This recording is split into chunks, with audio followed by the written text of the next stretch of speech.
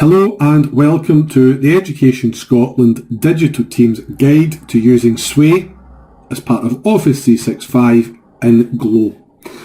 The first step you want to take, as Sway is an online only tool, you'll need to log into Glow. Once you get to the Glow homepage, you can either use your Office 365 home tile to get to Office 365, or there is a Sway tile available if you use that regularly. If you need to add the tile, select Add, App from Library, and if you search for Sway or Office 365, you will see the tile becomes available. You can add to the Launchpad. You can see I've already got mine on, so I have the option to remove, but I can add that again with the same button.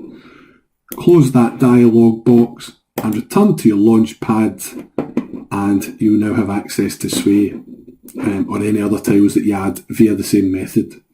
So in this case, I'm going to demonstrate launching it through Office 365, because if you're using other Office 365 tools, that might be where you're going in anyway. You can see I've got the range of Microsoft apps here, and there's further apps also available with the All Apps button. But I want to access Sway, so I'm going to select that here. And this is the Sway homepage. So up in the top corner, it's telling you you're using Sway currently, and you can use that app selector to jump between other Office 365 apps quickly and easily. And the options that we have at the top here, I can create a new Sway. I can start from a document I already have created, such as a Word or PowerPoint document. And there are some examples here of perhaps a blog, a project or a newsletter.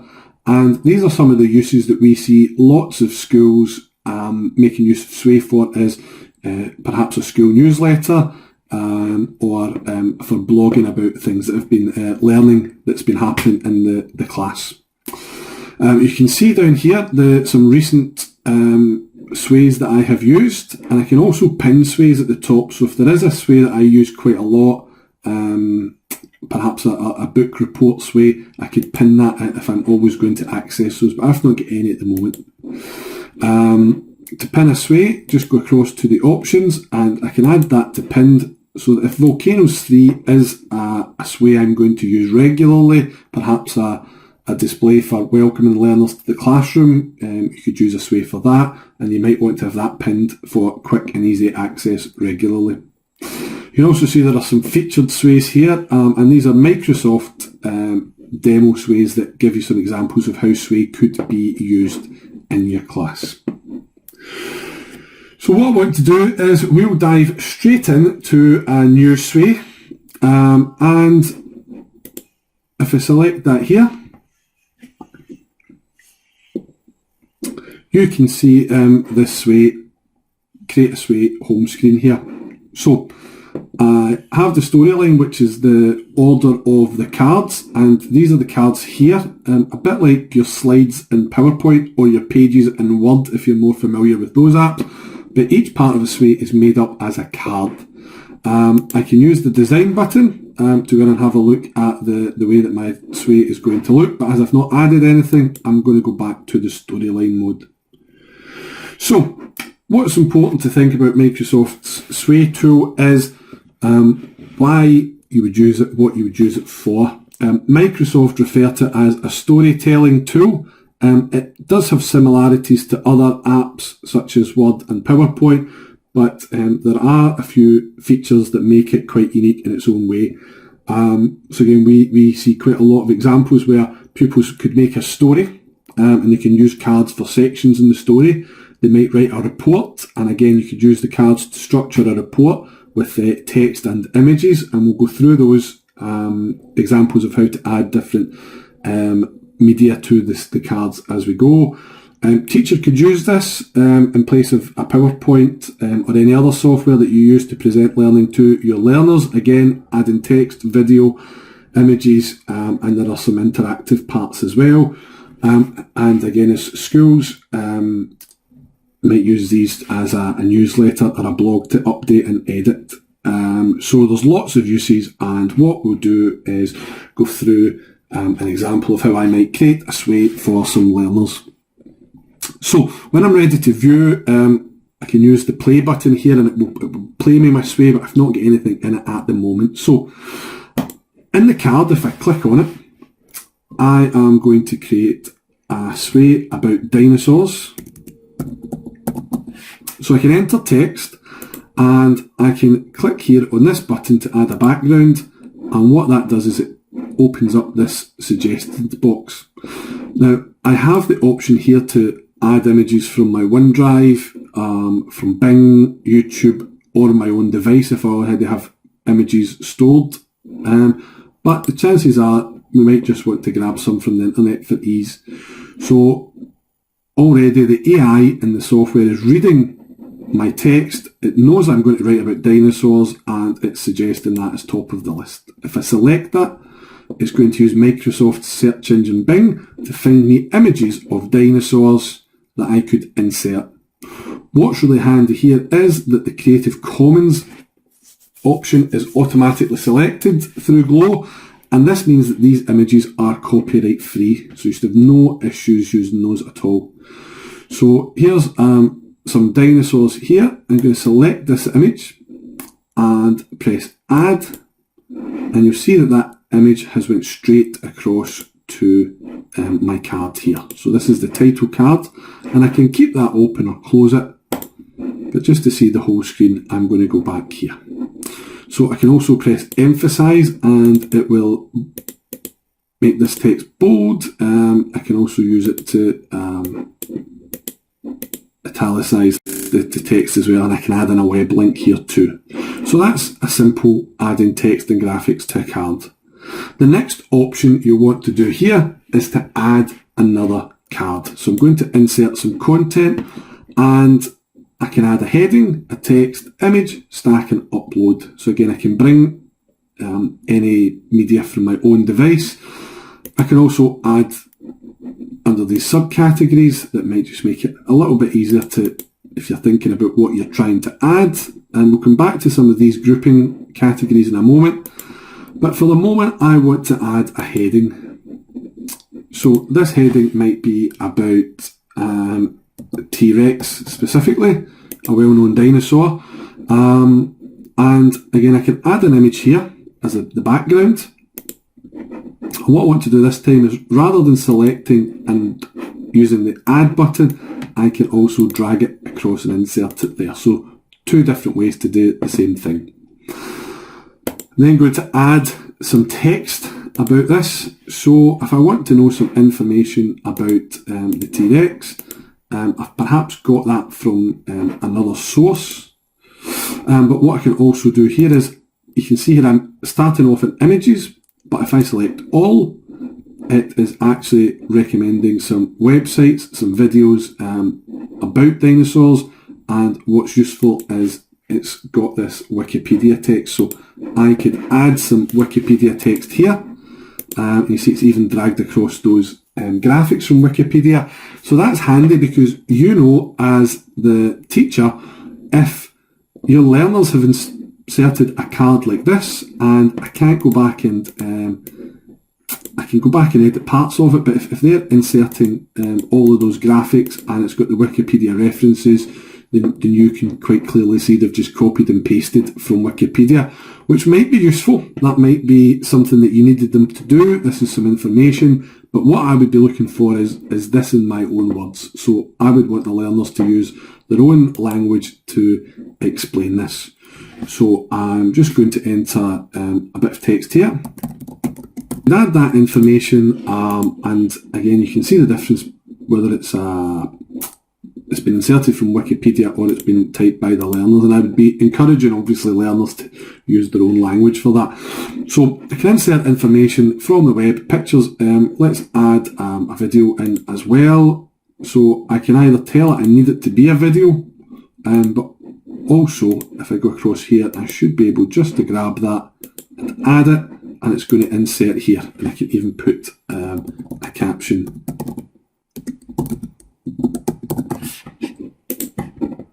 for learners there.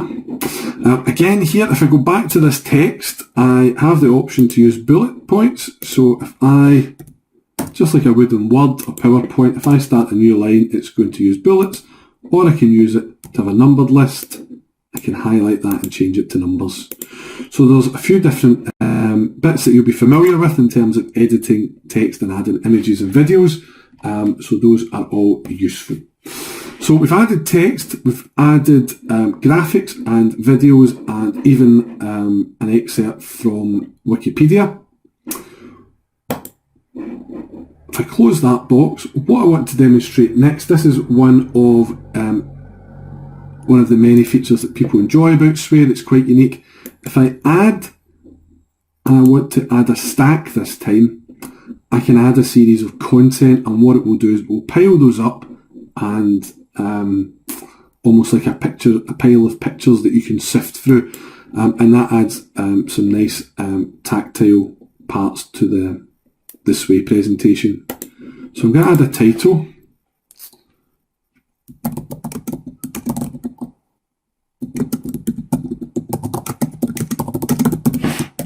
So I'm going to challenge my learners. I want them to have a look at some pictures, and then I am going to, I want them to see which ones they recognise. So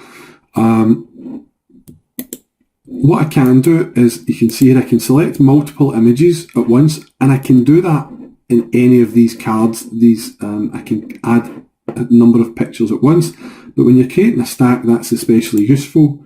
So I'm going to select a bit of a range of dinosaurs and try not to repeat many. And when I press add, you can see that Sway has automatically inserted the 6 in the order that I put them in. But what's really good is you can see this grey box around the cards. It's a different shade of grey from here. So these cards are grouped, but they're not in a stack, but this is telling me it is indeed a stack. And this area is not. So what I want to do now is just to show you why I might stack some images. And as I say, I think people quite enjoy the way that it works when you're viewing those. So when I press play, this is my first card, and you can see that background image, and it's got the title there, which is bold and italic for dinosaurs. And I'm currently sliding down the page here, so I'm going up and down to view the different parts. Here's my my first subheading card, the picture of the T-Rex and that title for T-Rex here. Here's that text card that I created. I've got some videos and graphics, and here is my stack. Which of these dinosaurs can you name? And the learner, by clicking on the images, can go through. So it's quite tactile, especially if you're using a touch device. You can swipe through those with your fingers, so that adds a different element here. I can change the way my Sway goes. So if I select settings, which is here, I can have it autoplay and how many seconds it will stay on each page. But there's the default layout.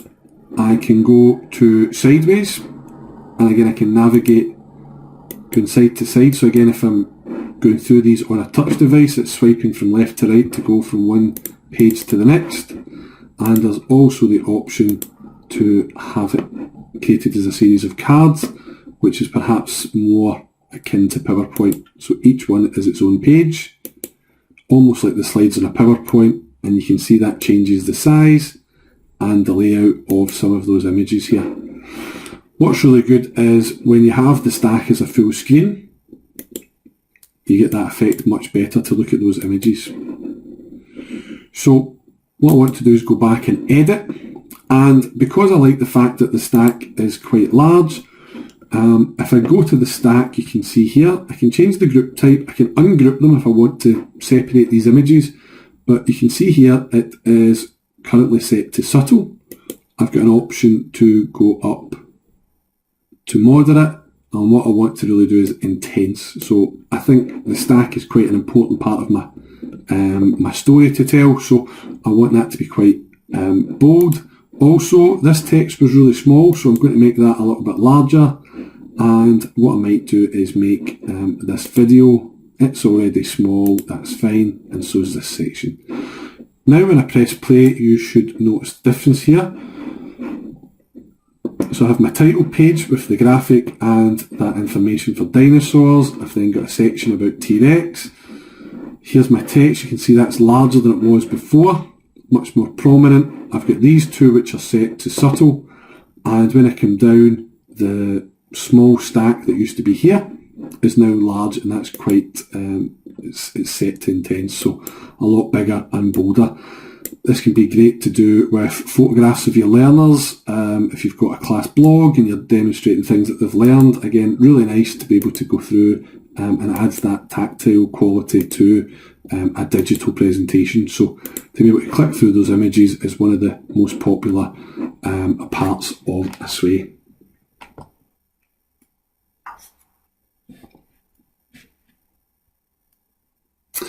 So I'm going to go back and edit. What's great about it is, as I say, I can have a look, I can review the design of it, and I can choose the styles. So now that I've got content, I can change that content, so I can decide whether it's going vertically, horizontally, or in slides, similar to PowerPoint. I can select a colour scheme for the images, a colour scheme for the letters, any emphasis, and there's loads to choose from here. If you don't want to spend a long time going through, and certainly worth promoting with your learners, rather than spending lots of time on different variations, they can hit the remix button and Sway will quickly randomise a few of those options. If that doesn't suit your needs, simply press remix again and see what it comes up with this time. And you see this time it's the same information, but it's presented uniquely, and it does the same job. So you can either edit the styles. You've also got an undo and a redo button as well, so if you make any changes you're not happy with, you can go back to the last one, and again cycling through undo and redo. Once you've created your sway, you'll want to share it, and that's a large part of how you work with others. So if you've created this sway and you wanted to share it with your learners because you want them to perhaps undertake some flipped learning where you want them to go and find out the information from your slides before they come into class, or if it's some learning they're doing at home, you might want to share this information and have a quiz or a worksheet to go along with it. So however you want to share it, or wherever you want to share it, you can use this share button, and you can share it to specific people or groups, and you can enter those email addresses there. Those in your organisation, so that's anyone on Glow, and again, just copy this link and share that link. So if you're using Teams, for example, you can put this link into Teams and your learners will be able to access the sway via the link. Or you can share it with anyone with a link. So if you perhaps work with partners and you've created some content and you want to share it outside of Glow, such as a newsletter about the school for parents to view, and you may want to use the anyone with a link button, and that means they'll be able to view it without having to log into Glow. But as we're working with our learners, we want to stick to those in our organisation. What you will notice is you have an option for a visual link or the embed code. But if you're sharing with anyone, it will actually create a Facebook or Twitter link for you. So those in the organisation, and I'm going to copy that. I can then paste it to anyone who I need to access that. So if I go into Teams and paste,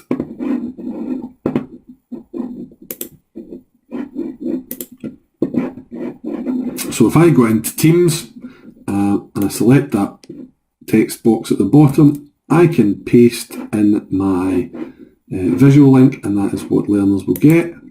And you can see here, they've got the option to select it and go to the sway, and that will open up for your learners on their devices.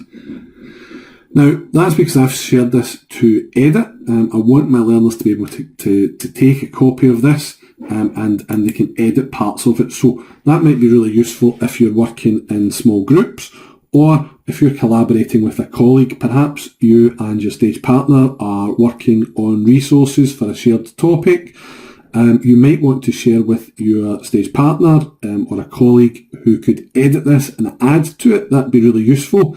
However, this is a live link, so if you share this document to someone, when they edit it, it will edit your original also. So that's great if you are collaborating, you're producing something together, but you might want to send it to a colleague and they may want to make changes to it, but you want to keep your original. What you need to do is change some of the permissions. So when I go up to share, I've given a link to view at the moment. You might want to make it an invite to edit, but you can make it an invite to view. And if I copy that and I paste that into my browser, what you'll see is what the recipient of the link will get. They don't have an option to edit it. They can't make any changes. They can change the layout and they can go through this way as a viewer, but they have no options to edit it. So that's really useful. They can then share that with anyone. So if it's a school newsletter, they can share that amongst themselves, but they cannot edit it. So you've restricted that access. But if you want a colleague to work on it, you might want to send them an edit if they are going to change parts, but you could also send them as a view. So what I want to demonstrate, if I press Sway at any point, it would take me back to my Sway homepage. And these are the ones that I've created, but what I want to demonstrate is one that was shared to me. So a colleague has shared this Sway that I'm allowed to view, but I don't have the permissions to edit it. What I can do is use the ellipsis and I can duplicate this Sway. I'm going to call mine Volcanoes 3 for Primary 6. And what it's going to do is create a copy of this Sway that was shared by my colleague Brian, but it's going to allow me to edit it, and I can add more information, I can add new images, text, but if I change my version, it won't impact on Brian's, which is really handy to share resources with each other. Now, what I want to show in this section is I'm back at my Sway homepage here, and if I select and start from a document, so what I've got here is a text document about Roald Dahl. I've added images and videos, text, and that's fine, that's useful. Looks nice, but you see it starts to clip across pages, and after all, it is only a Word document, so it's useful, but what I can do is import it, and so here is my Word document turned into a Sway, and you see it looks a lot better, much more eye-grabbing with these flying in pieces of text, so more visual, more interactive, and certainly more likely to engage learners. So, as we said, one of the advantages here about using Sway is it's interactive, it's multimedia, and it ties in very effectively with Office 365. So what to do is get a different app here. This time I'm going to use Forms. And we've covered Forms and other content, but what I want to do is create a new form, and I want to ask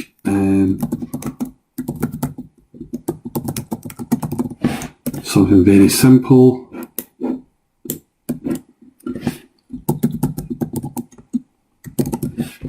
So what I'm going to do is I've created a quiz here called Dinosaurs. I want to add a new question, multiple choice. What kind of dinosaur is this?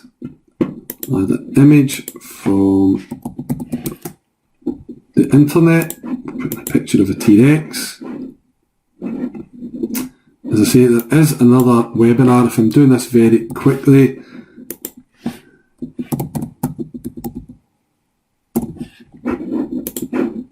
and what I can do is I can share this. I want this time to use the embed code, and if I copy that, so I'm just going to copy this embed code from here, If I go back to my Sway and I add a new media card with the option to embed, I can add that forms embed code.